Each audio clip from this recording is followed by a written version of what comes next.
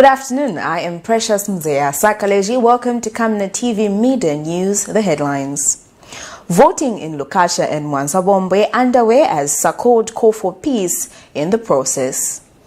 Foreign Affairs PS Chalwe-Lombe urges diplomats to continue selling the country outside. In international news, Trump contradicts the CDC chief on coronavirus vaccine. Details coming through after this. Msika is here. We have you all covered with just 150 kwacha. You can advertise every day from 17 hours to 18 hours. For a 30-second ad, get the benefit of selling your products and services on Msika. For more details, call our marketing department on +260 953 995099 +260 962 444-726 or +260 971 177 467. Email us on info@camnettvafrica.com. Terms and conditions apply. And other news in detail. President Edgar Lungu says he will not go against the decision of the Zambian people in next year's presidential elections. President Lungu has therefore found it disturbing that some sections of the media decided to misquote him when he held public rallies in Kasama. It is alleged that President Lungu said he will remain president whether Zambians like it or not, as quoted by one tabloid newspaper, a clear misquote of what he meant. The president instead stated that he is president whether his opponents like it or not, and that if anything happens to him, his constitutional successor is her owner, the vice president, Miss Inongewina. President Lungu is a Democrat who respects the will of the people. The president therefore urges all journalists to strictly adhere to their professional ethics, because not doing so could plunge the country into chaos. This is according to a statement issued to the media by Special Assistant to the President Press and Public Relations, Isaac Chipampe. In other news, Foreign Affairs Permanent Secretary for International Relations and Cooperation, Chalwe-Lombe, has urged diplomats to change the perception that missions in the diaspora are not doing enough to serve Zambians abroad. He has assisted Zambians' missions abroad to step up efforts in the implementation of their diaspora policy to promote efficiency. Ambassador Lombe says the ministry is aware of the challenges regarding delayed processing of national identification documents such as NRCs, birth certificates and passports. He says the government has put in place measures to speed up the exercise. And Zambia's High Commissioner to India, Judith Kapijimpanga, said the mission has an updated register of Zambians living in India and other countries of extra accreditation, which makes it easier to assist the Zambians in distress. This is contained in a statement released by the First Secretary Press and Tourism at the Zambian mission in India, Bangwe Navile. More details in the following report. This mission in New Delhi has been quite vivacious in ensuring that all the Zambians living in New Delhi and elsewhere have all been put in the database. And our larger grouping here, Your Excellency PS, is the students. And I was of the view that you could consider also putting a desk under Ministry of Education. Mwanza-Bombe and Lukasha parliamentary by-elections are underway. Reports on the ground are that polling stations opened at 06 hours and are expected to close at 16 hours for commencement of ballot counting. The environment has generally been described as peaceful and voter turnout normal. Meanwhile, Kasonge ward by-election in Pongwe district is moving smoothly despite voters experiencing some challenges to the polling stations owing to the fact that they need to use a pontoon to cross over the polling station, which can only happen after 06:30 hours in the morning. This resulted in no turnouts before 08 hours, but the situation improved as the day progressed. Camnet TV is closely following the by-election, and we'll give you more details in our main news broadcast at 19:30 hours. Be sure to make a date. The Southern African Center for the Constructive Resolution of Disputes, SACOD, is appealing for peace to prevail on today's voting day and post the election period. Organization Executive Director Boniface Chembe says SACOD regrets and condemns the various reports acts of political violence, mostly in Lukasha, by unknown cadres. Mr. Chembe says any act of political violence must not be tolerated, as they tend to undercut the spirit of democracy. He has therefore welcomed the arrest of the people who exhibited violent behavior by the Zambia Police Service ZPS and commends the ZPS in his regard.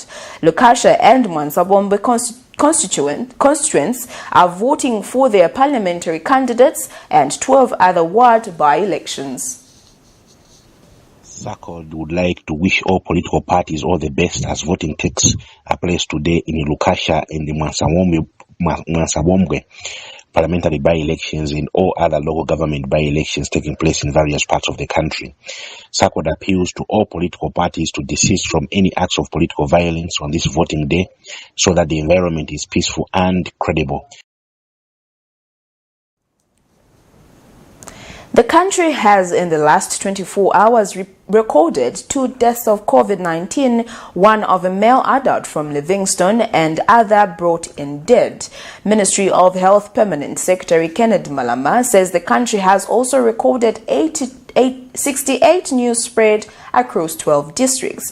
He has disclosed that so far 279 patients in Lusaka district have been discharged from the hospital, and the number of patients still under health facility isolation is now 34, within 10 on oxygen therapy.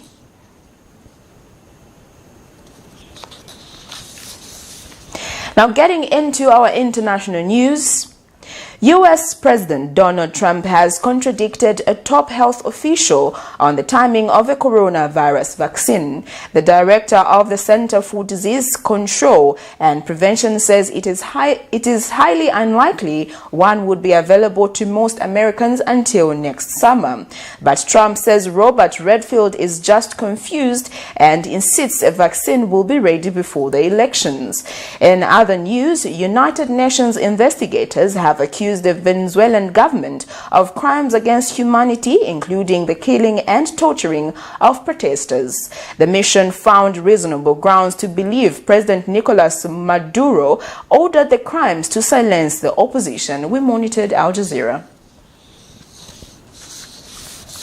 The CDC director appeared before a Senate committee and emphasized the importance of wearing a mask. I might even go so far as to say that this face mask is more guaranteed to protect me against COVID than when I take a COVID vaccine, because the immunogenicity may be 70%. And if I don't get an immune response, the vaccine's not going to protect me. This face mask will. On the subject of a vaccine, Redfield said one could become available before the end of the year, but only in a limited supply. If you're asking me when is it going to be generally available to the American public so we can begin to take advantage of vaccine to get back to our regular life, I think we're probably looking at late second quarter, third quarter, 2021. But the president publicly disagreed with the CDC director on the issue of masks and the timescale for an available vaccine. No, I think he made a mistake when he said that. It's just incorrect information. And I called him, and he didn't tell me that, and I think he got the message, maybe confused. The president maintained the release of a vaccine is imminent. We're ready to go immediately as the vaccine is announced, and it could be announced in October, could be announced a little bit after October. But once we go, we're ready. Presidential candidate Joe Biden says he would side with science rather than trust a president who he says has frequently misled the public. One thing is certain, we can't allow politics to interfere with the vaccine in any way. Americans have had to endure President Trump's incompetence and dishonesty when it comes to testing and personal protective equipment. We can't afford to repeat those fiascos when it comes to a vaccine, when it occurs. The stakes are too high.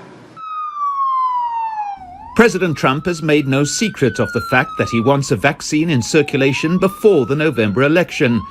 He's repeatedly expressed anger at restrictions imposed on his campaign by the virus and is now back to holding full-scale rallies with many, including the president, rejecting the use of masks. José Gregorio and Elvira Pernalete have been demanding justice for over 2 years. Their 20-year-old son, Juan Pablo, was killed during protests in Venezuela in 2017. He died after being struck in the chest by a tear gas canister. Nosotros nos hemos dedicado. We have gone to every international organisation to denounce our son's execution because his death was part of a pattern of excessive use of force by the state. We need to stop this, the fact that young men go out on a protest and are killed. We want reparation and memory, so that in Venezuela never again a person is killed for fighting for their rights. It's been alleged that security forces were shooting directly towards protesters. Human rights groups say abuses have been on the rise in Venezuela since the opposition started to take to the streets against President Nicolás Maduro in 2014. On Tuesday, the United Nations fact-finding mission on Venezuela accused Maduro of crimes against humanity. These violations were committed directly by members of state security forces and intelligence agencies. We have reasonable grounds to believe that high-level authorities within these entities, as well as political authorities who exercised power and oversight over them, including the President and the Ministers of Interior and of Defense, were aware of these crimes and either ordered or otherwise contributed to them. The UN is asking nations and the Criminal Court of Justice to take action for the abuses, torture and extrajudicial executions that have allegedly taken place in the country since 2014. The reports show specific studies involving over 3,000 cases of violations and crimes. The acts of torture included, among other things, severe beatings, psychological torture regarding threats of execution, carrying out mock executions, threats of execution of family members, sexual assault, rape, the threat of rape, and electrocution. The UN report comes out just as the US Secretary of State Mike Pompeo travels to South America to step up pressure against Maduro. But while Venezuela struggles to find a way out of its economic and political crisis, victims say only international pressure will help them in their fight for justice and truth. Teresa Bo, Al Jazeera. That international news item brings us to the end of Camnet TV Midday News, but before we go, the headlines once again. Voting in Lukasha and Mwanza-Bombe underway as SACOD call for peace in the process. Foreign Affairs PS Chalwe urges diplomats to continue sending the country outside. And in international news, Trump contradicts a CDC chief on coronavirus vaccine. Well, that is all. Make sure you make a date with us at 19:30 hours for our main bulletin on Camnet TV. I am Precious Mzea Sakaleji. Thank you for joining me. Good afternoon.